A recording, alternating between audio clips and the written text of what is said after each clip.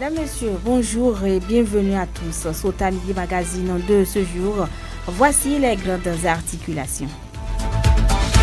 Journée mondiale de la forêt, l'événement a été célébré hier 21 mars à travers le monde entier. Et sur place ici à Malanville, c'est l'école primaire publique de Torzougou à Guéné qui a accueilli les manifestations. C'était en présence de plusieurs acteurs. Détails à suivre.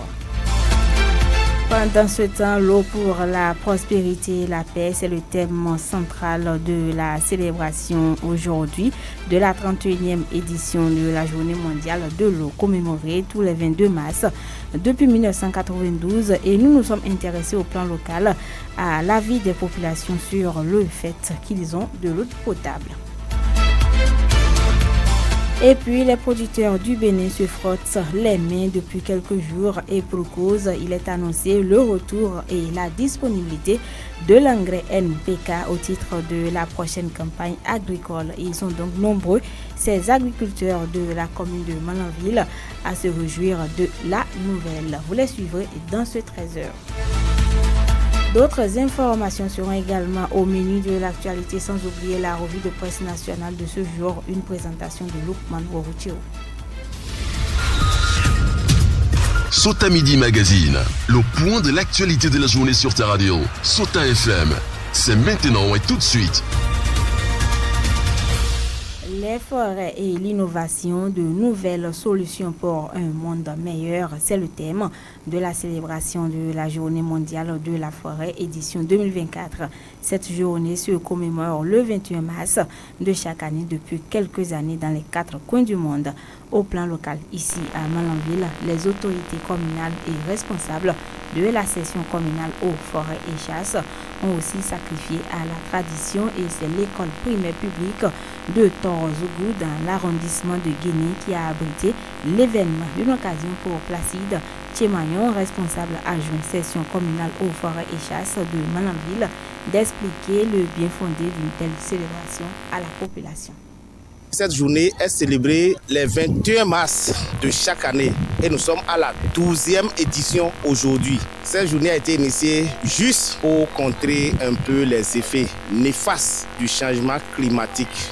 Parce que nous observons de nos jours que la nature n'est plus ce qu'elle était avant. Il fait plus chaud, les pluies deviennent rares, on ne trouve plus les ressources liées au bois de service, au bois énergie, c'est-à-dire charbon de bois et fagots de bois, se font rares. Pour contrer à tout ça là, nous devons planter. Et quand nous plantons, je crois que nous allons contribuer à la restauration de la dégradation de l'écosystème ou de l'environnement dans lequel nous vivons.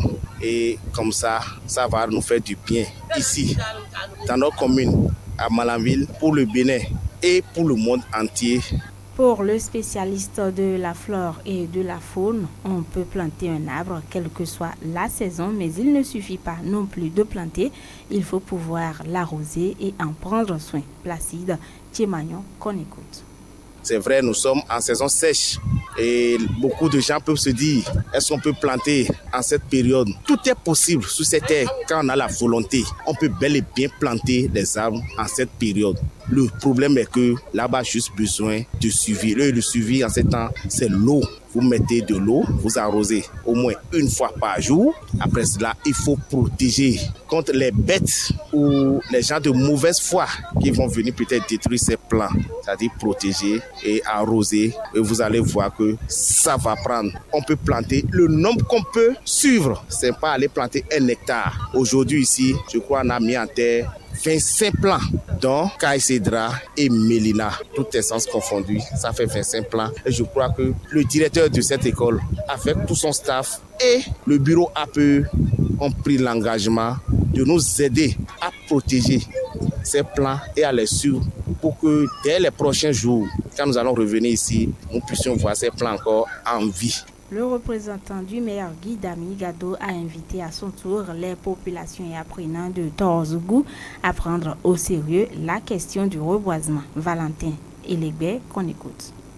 Nous vous invitons à mieux gérer les peu d'arbres qui restent. Parce que si nous parlons de forêt, ce n'est pas un seul arbre qui fait la forêt. C'est l'association des arbres qui forment la forêt. Et c'est pourquoi nous invitons la population et les élèves à prendre la question de forêt en charge.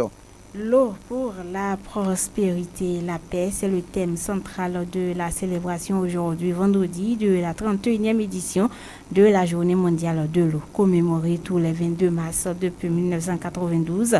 Cette journée est une initiative des Nations Unies dont l'objectif est de provoquer une réflexion sur la gouvernance de ce liquide vital. Et en hommage à cette manifestation, le gouvernement béninois, à travers le ministre de l'eau, de l'énergie et des mines, a délivré un message au peuple béninois. Dans son adresse, Sam Seydou Adambi rassure et passe en revue les grands axes des réalisations au Bénin. On écoute un extrait de ses propos.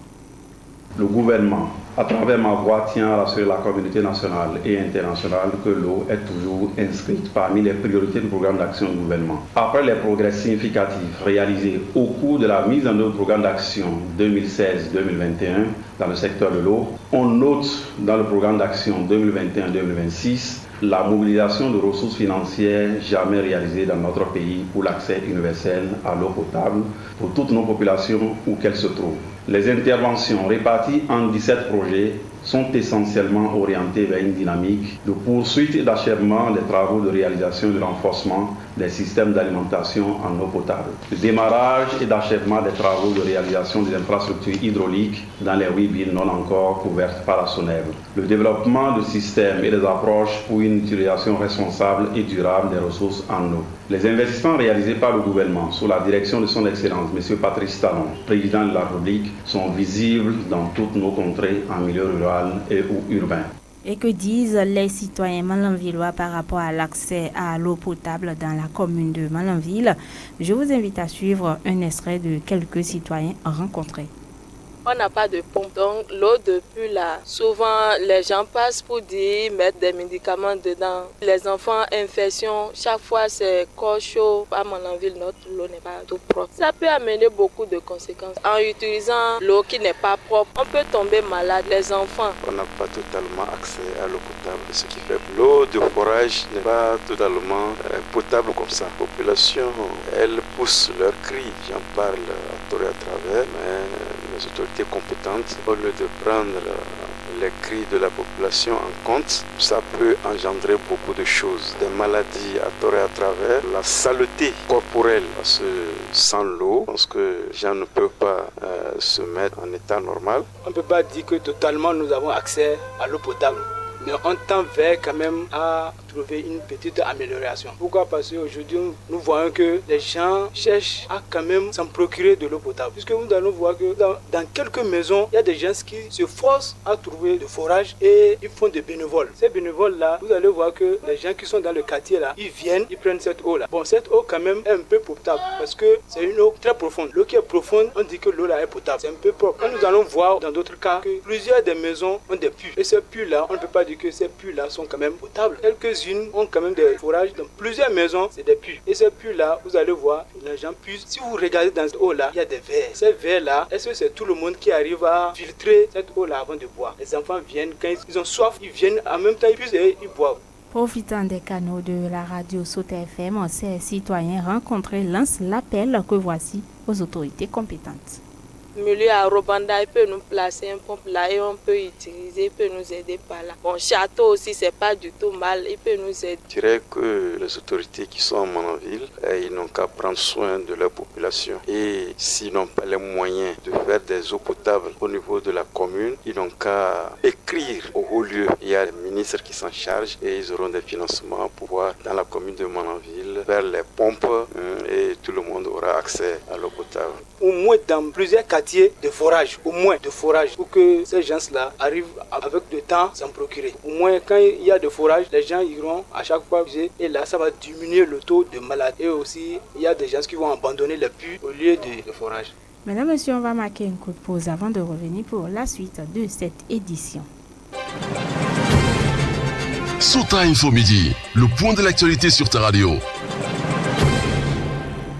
Les producteurs du Bénin, pendant ce temps, se frottent les mains depuis quelques jours et pour cause, il est annoncé le retour et la disponibilité de l'engrais NPK au titre de la prochaine campagne agricole.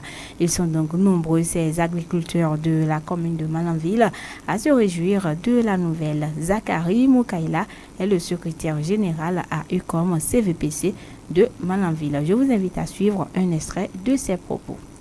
Le gouvernement est en train d'envoyer l'engrais NPK dans les communes. Je peux vous confirmer, dans la commune de Malanville, à laquelle je vous parle, nous sommes déjà à 2000 tonnes qui nous a été envoyées. Et actuellement, la plupart des CVPC ont déjà reçu. Normalement, la commune de Malanville devrait avoir 3500 tonnes d'engrais NPK. Mais à laquelle je vous parle, on est déjà à 2000 tonnes de l'engrais NPK. Donc, ça nous reste 1500 tonnes qui seraient venues dans les jours à venir, Inch'Allah. Nous sommes vraiment fiers du fait que le gouvernement est en train de nous envoyer à l'engrais NPK, puisque l'année passée, vraiment, on n'était pas du tout content du fait que c'est le SFP qui nous a été envoyé. Donc, actuellement, nous sommes très, très ravis du fait que nous recevons l'engrais NPK.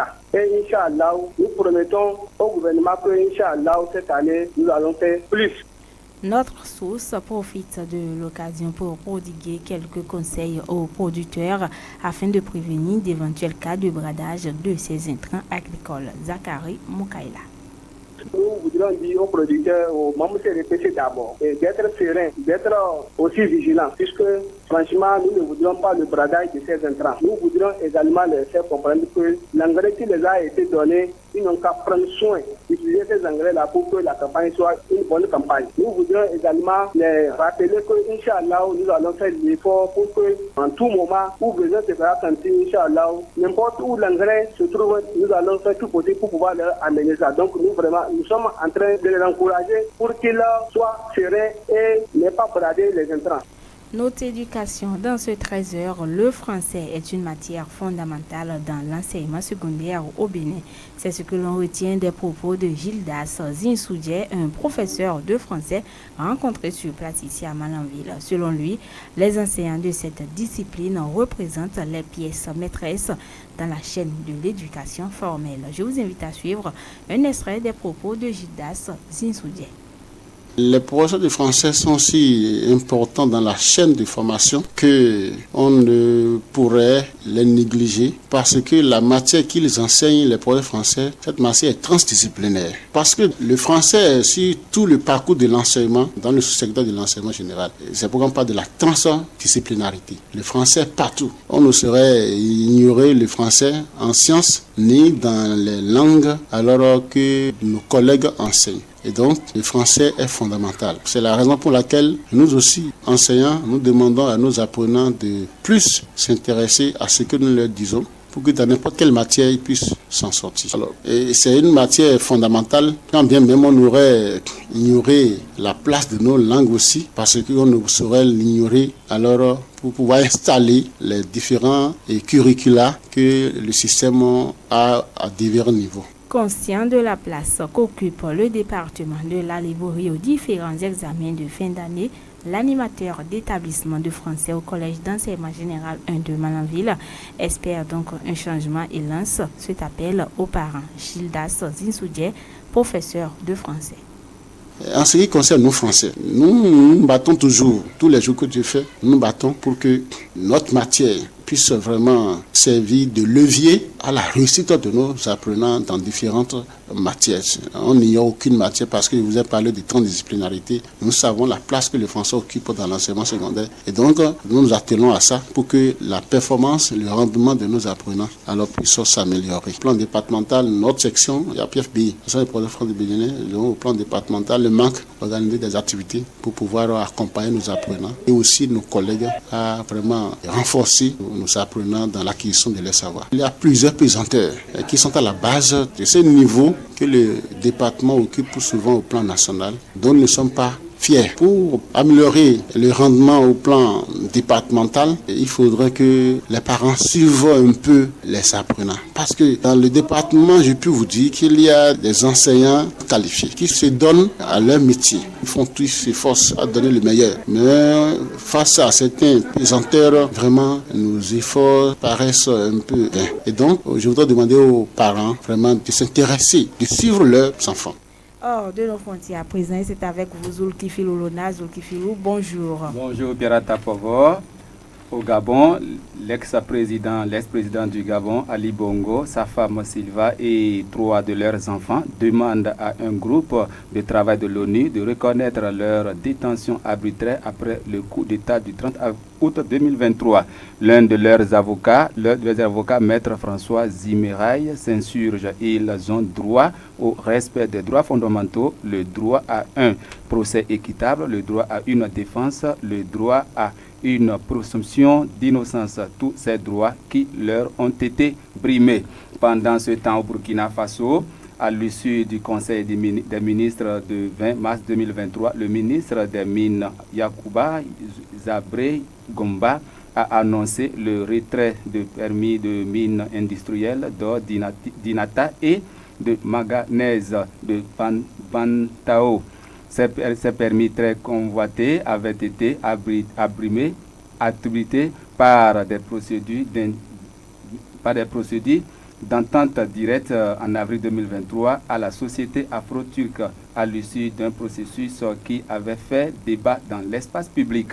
Merci beaucoup à vous, Zulkifilou Lona. Mesdames, Messieurs, à présent, ce sera la revue de presse nationale, une présentation de Lukman Ouorotio.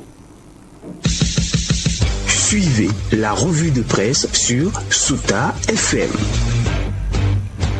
Amis de la plume et du papier, mesdames, messieurs, bonjour. Dans la presse écrite ce vendredi, plusieurs journaux rapportent la suspension de la délivrance des attestations de détention coutumière.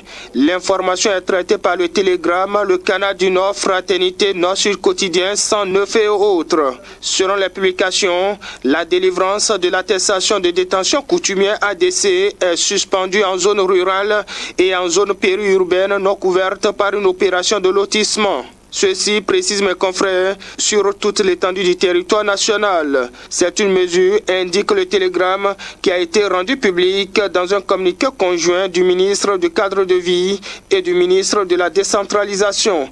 En effet, reprend le Soleil Bénin Info, la pagaille qui entoure la délivrance de cette pièce suscite beaucoup de remous et n'est pas de nature à garantir la sécurité et la paix au niveau des collectivités locales. Face à cette situation, le gouvernement a décidé de prendre ses responsabilités en suspendant la délivrance de l'ADC, explique le journal qui met en évidence les problèmes domaniaux au Bénin. Selon le document consulté également par le matinal, la décision se justifie par l'observance d'irrégularités au niveau des collectivités décentralisées dans la délivrance des actes relatifs aux fonciers, notamment en ce qui concerne l'ADC. À travers cette suspension, alors déduit Soleil Bénin Info, le gouvernement siffle la fin de la pagaille dans les administrations décentralisées. Pendant ce temps, dans la suite de l'administration décentralisée, le Canal du Nord nous conduit à Kandi. Là-bas, informe le journal, le commissariat d'Angaradebou est attaqué et incendié. À en croire le journal, mais également Dabarou, le potentiel d'Aïbi Info, Nord-Sud Quotidien et Libération, des individus armés non identifiés ont attaqué le commissariat d'Angaradebou dans la commune de Kandi. C'était dans la nuit du mercredi 20 au jeudi 21 mars, indique les confrères. Et d'Aïbi Info rapporte que l'armée a réussi à repousser l'attaque du groupe armé.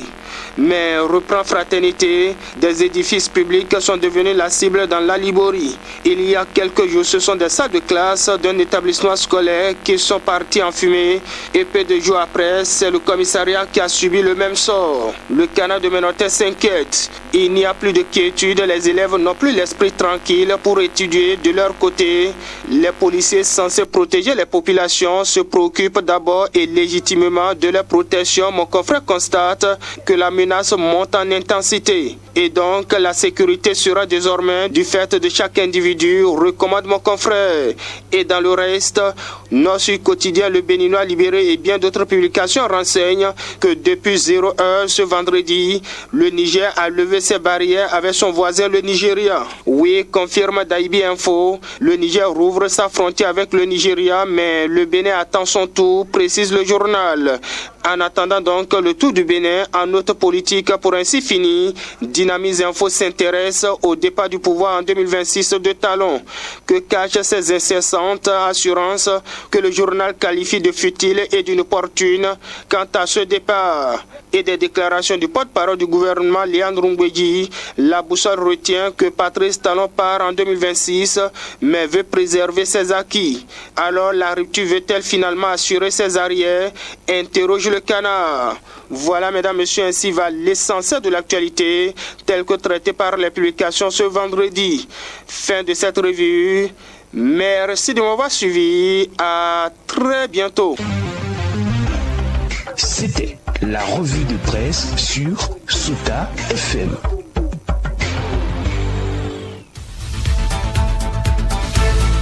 Ce sera tout également pour ce 13h. Mesdames, messieurs, merci de nous avoir suivis. Pierrette Akouvo devant ce micro. J'ai bénéficié de la collaboration technique de Aboubakar Doko. À l'édition, il s'appelle David Labo. Bon après-midi à chacun et à tous et surtout bon vendredi à vous. C'était Sota Midi Magazine, le rendez-vous informatif de